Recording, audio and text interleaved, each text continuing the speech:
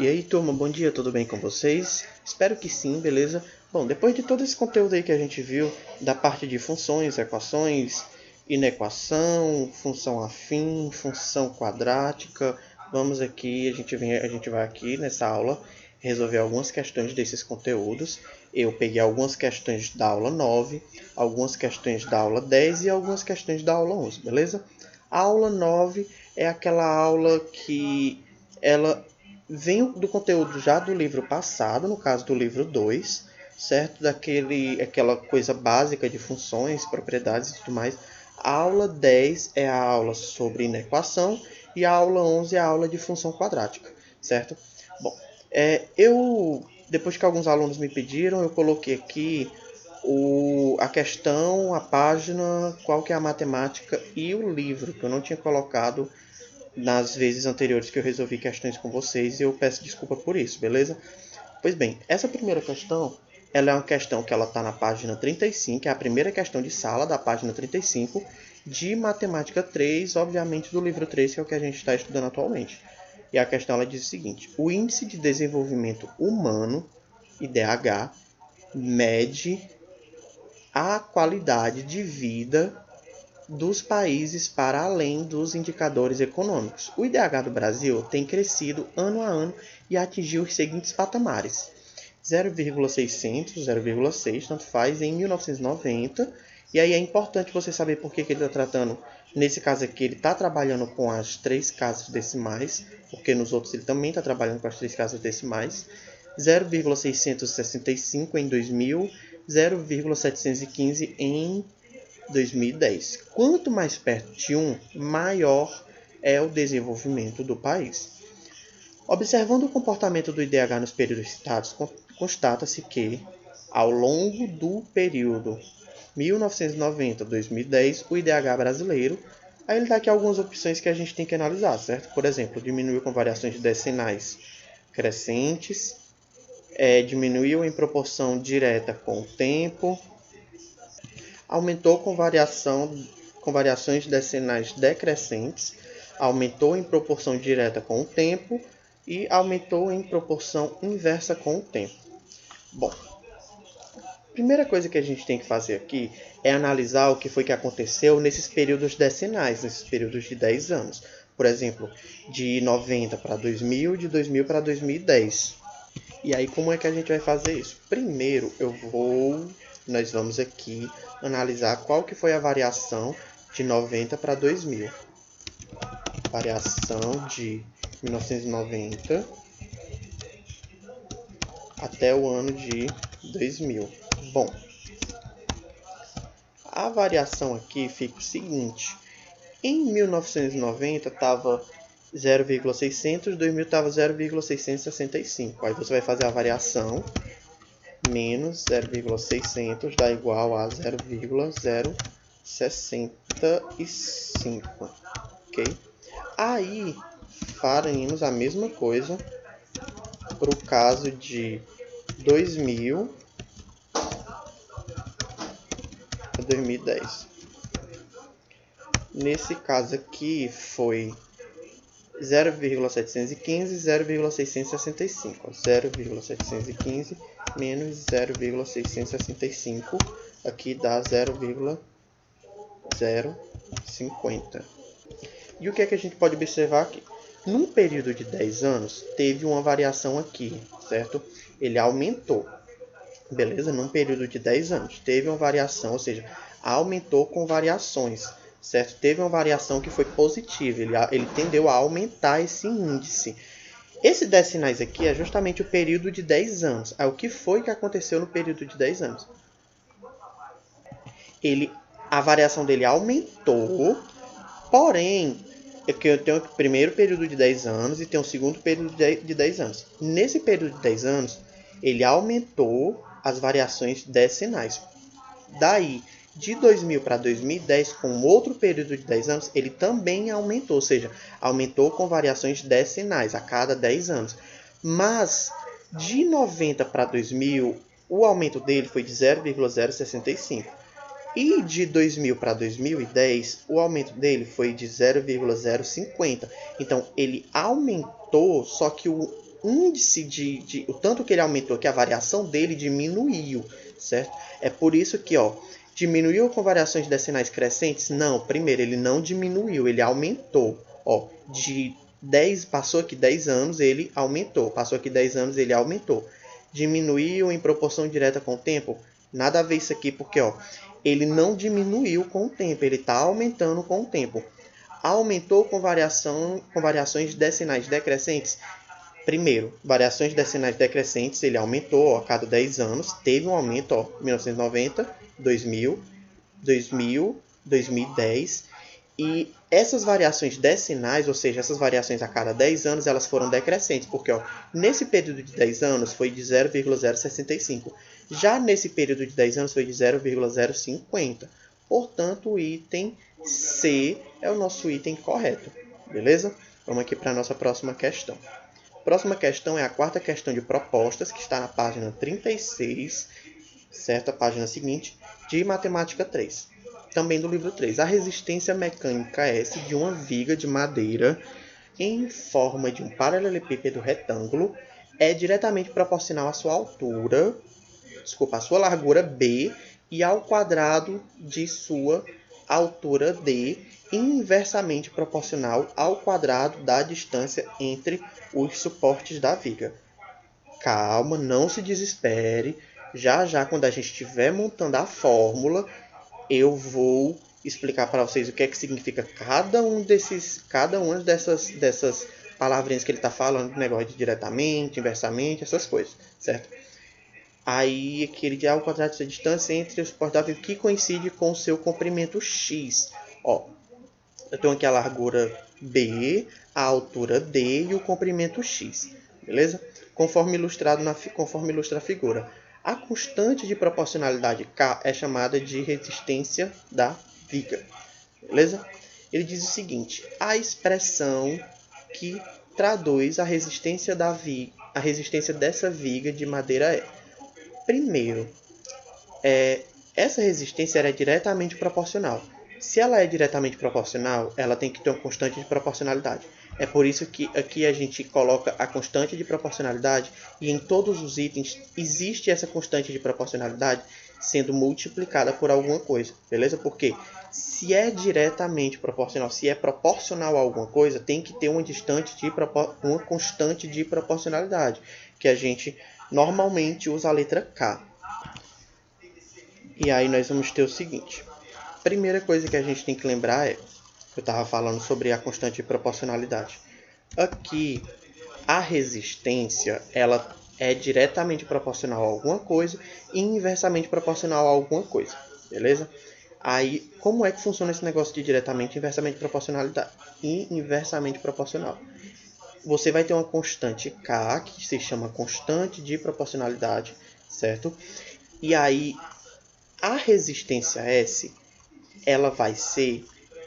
Você vai pegar a constante K e vai multiplicar por tudo que a resistência S é diretamente proporcional e dividir por tudo o que a resistência S é inversamente proporcional. Por exemplo, a resistência S, K, quem é que ela é diretamente proporcional? Ela é diretamente proporcional à largura e ao quadrado de sua altura, ou seja, você vai multiplicar por B e vai multiplicar pelo quadrado da altura. Por isso vai ficar K, que multiplica B, que multiplica D ao quadrado. E ela é inversamente proporcional, ou seja, essa constante K a gente divide, ela é inversamente proporcional ao quadrado da distância entre os suportes da viga, que coincide com o seu comprimento x, ou seja, o quadrado de x. Portanto, x ao quadrado. E essa daqui é a fórmula que a questão está pedindo, que bate com o item A, portanto, o item correto, o item A. Beleza? Primeiro, que foi que a gente viu aqui, é diretamente inversamente proporcional. A gente acabou de fazer aqui uma expressão, que é a expressão da resistência mecânica de uma viga de madeira. Beleza? Como é que funciona isso? Você vai pegar a constante de proporcionalidade, ela é multiplicada por tudo o que a resistência é diretamente proporcional e ela vai ser dividida por tudo o que a resistência a S é inversamente proporcional, ok? Diretamente proporcional a B e ao quadrado de D, e inversamente proporcional ao quadrado de X. Vamos aqui para a próxima questão. A próxima questão é a questão 6 de propostas, também na página 36, de matemática 3. E ela diz o seguinte: muitos processos fisiológicos e bioquímicos, tais como batimento cardíaco e taxa de respiração, apresentam escalas construídas a partir da relação entre superfície e massa, ou volume do animal. Uma dessas escalas, por exemplo, considera que o cubo da área S da superfície de um mamífero é proporcional ao quadrado de sua massa. Isso é equivalente a dizer que, para uma constante k maior do que zero, a área S pode ser escrita em função de m por meio da expressão. Primeiro, galera, vamos olhar isso daqui, o cubo da área S. Se ele fala o cubo da área S, ele está falando dessa expressãozinha aqui, ó. S, opa, isso aqui não é cubo não. S ao cubo, agora sim. Pronto, o cubo da área S é proporcional ao quadrado de sua massa m. Se ele é proporcional, existe uma constante de proporcionalidade. E se é o quadrado da massa m, é m ao quadrado. Beleza? Aí, isso daqui a gente está supondo que, o que a questão disse aqui, ó, ele está supondo que o k é maior do que zero. Por isso que a gente pode fazer dessa forma, certo? Ele quer saber a área, a partir de qual função, de qual expressão dessa daqui a gente pode escrever essa área. Bom, eu tenho aqui S ao cubo igual a constante de proporcionalidade vezes a massa ao quadrado, certo? Como é que a gente pode fazer aqui? Primeiro, se eu quero descobrir o meu S, ou seja, se eu quero descobrir a minha área da superfície de um mamífero, eu vou pegar esse cubo aqui e vou passar para o outro lado em forma de raiz cúbica. Então, vai ficar assim. É igual a raiz cúbica de k vezes m elevado ao quadrado. Aí aqui a gente tem que lembrar de uma observaçãozinha que a gente tem lá das nossas propriedades de potência. A raiz m de a elevado a 1m, a raiz enésima de a elevado a 1m qualquer, ela pode ser escrita da seguinte forma: a elevado a m sobre m. O que está aqui vai para baixo do que está aqui dentro, certo? Então, aqui eu tenho o índice da raiz e aqui eu tenho a potência da minha base, certo? Então, o índice da raiz vai para baixo da potência da base.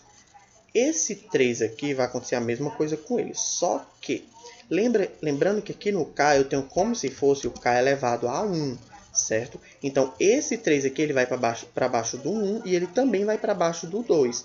Por isso que a gente vai ter k elevado a 1/3 vezes m elevado a 2/3.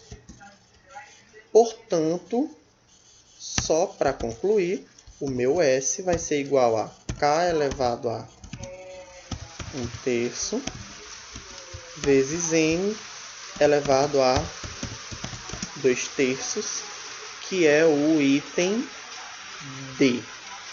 Beleza? Vamos aqui para a nossa próxima questão.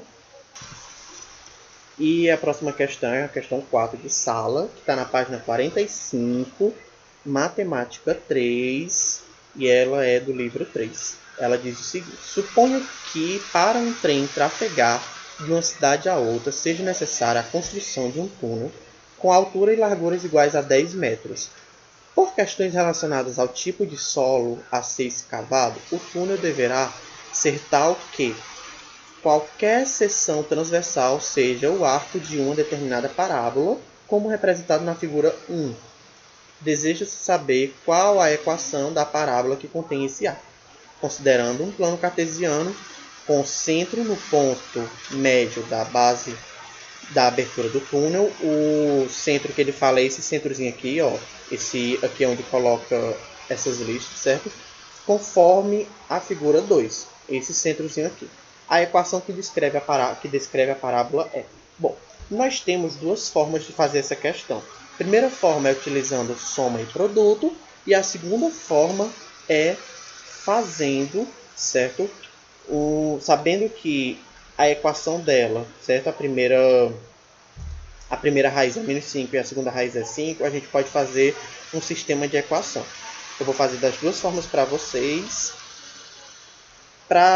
verem que pega uma questão de equação, vocês têm diversas formas de como resolver essa questão, certo? Então, assim, não se prendam só a uma forma de fazer uma questão, porque é interessante que vocês saibam mais de uma forma de como fazer determinada questão para as questões futuras que vocês forem fazer ficarem mais simples. Bom, primeiro a gente já sabe o valor de C. Nós queremos determinar a seguinte a seguinte curva: ax ao quadrado mais bx mais c. Só que nessa parábola aqui a gente já sabe o valor de C, que é 10. Lembra, o ponto onde o gráfico toca o eixo y é sempre o valor da variável da constante, certo? Do coeficiente que está sozinho, do coeficiente que não tem ninguém ali. Coeficiente livre, no caso aqui o C. Então, como ali o gráfico está tocando no ponto y igual a 10, o C é igual a 10. Aí nós temos o seguinte: ax ao quadrado mais bx mais 10. Já temos que o C é igual a 10. Sabemos o valor de uma raiz e o valor da outra raiz também. Então, nós podemos fazer soma e produto aqui. Como assim? Lembra que x1 mais x2 é igual a menos b sobre a. E, além disso, o produto x1, x2 é igual a c sobre a. Ok? O valor de C a gente já tem. Vamos fazer aqui em cima o valor de B, certo? Primeiro, organizando isso daqui, nós temos o seguinte. O x1 e o x2 a gente tem que é o menos 5 e o 5. Então fica menos 5 mais 5 é igual a menos B sobre A. Ok? Portanto, menos 5 mais 5 é 0. Então, menos B sobre A é igual a 0. Isso daqui implica, para isso daqui acontecer, passando o A, multiplicando, o B tem que ser igual a 0.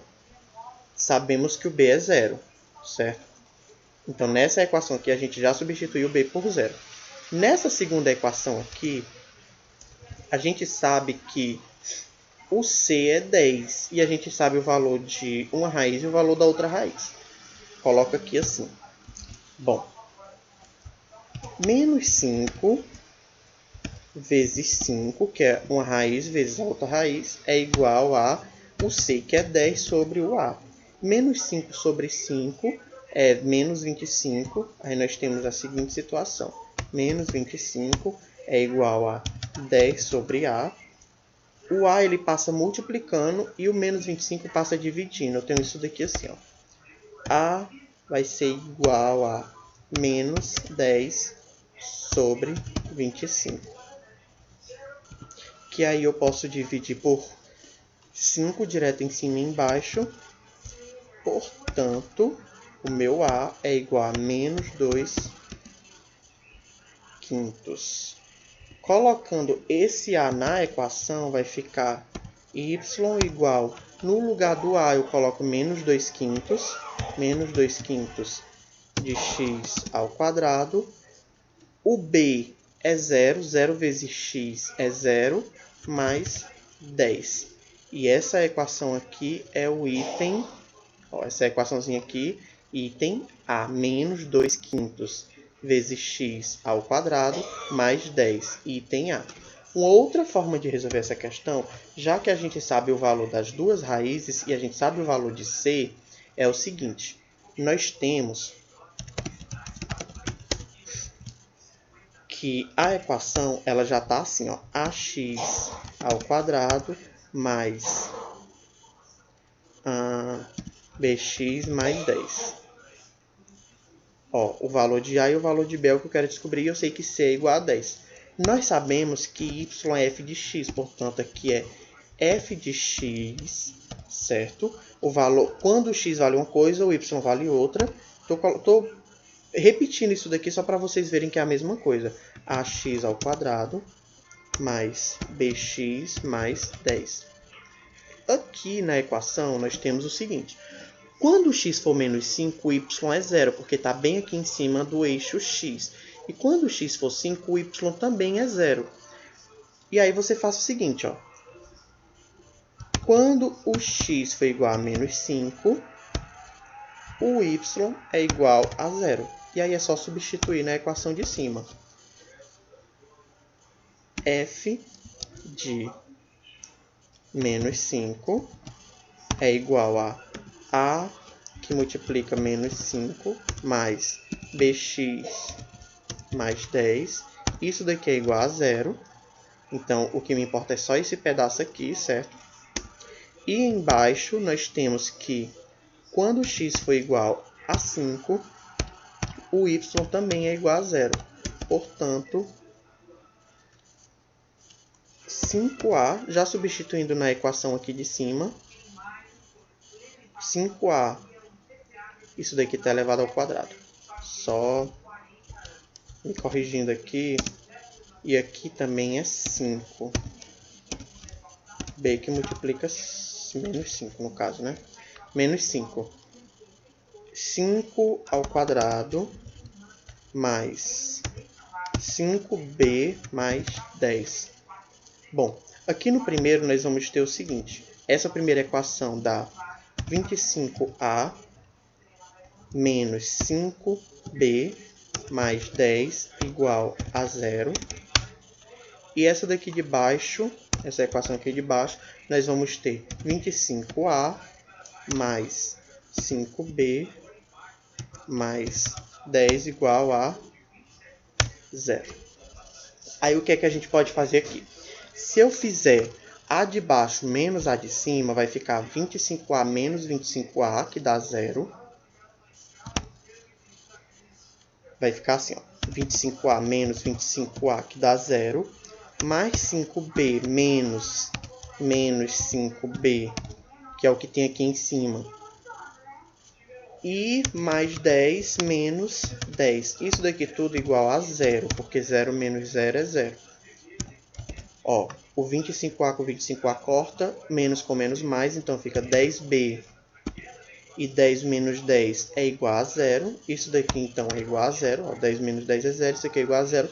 Portanto, o b, para 10 vezes b ser igual a 0, o b tem que ser igual a 0.